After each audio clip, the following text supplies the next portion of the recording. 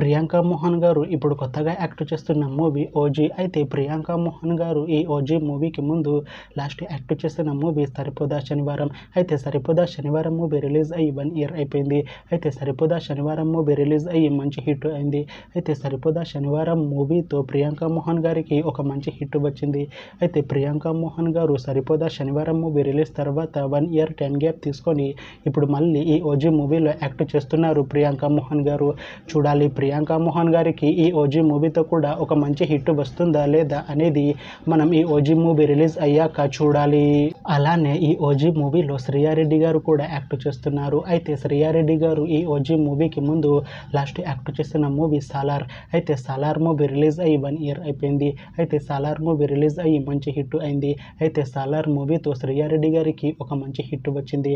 అయితే శ్రీయారెడ్డి గారు Salar movie release తర్వాత 1 ఇయర్ టైం గ్యాప్ తీసుకొని ఇప్పుడు మళ్ళీ ఈ ఓజీ మూవీలో యాక్ట్ చేస్తున్నారు శ్రీయారెడ్డి గారు.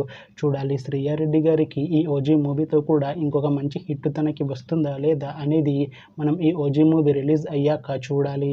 అయితే ఓజీ మూవీ టీం ఈ మధ్య ఒక చిన్న టీజర్ని అలానే పాటలని విడుదల చేసింది. అయితే వాటికి మంచి రెస్పాన్స్ వచ్చింది.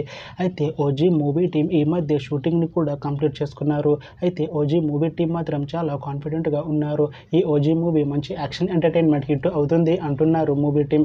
అయితే ఈ ఓజీ మూవీని ఈ సెప్టెంబర్ 25న రిలీజ్ చేసేలా ప్లాన్ చేస్తున్నారు movie team.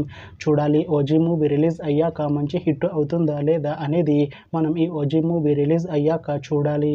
Thanks for watching this video friends. మీకు ఈ వీడియో నచ్చితే ఈ వీడియోని లైక్ చేయండి. ఇంకా ఇలాంటి మూవీ అప్డేట్స్ కోసం ఈ ఛానల్ని సబ్స్క్రైబ్ చేసుకోండి.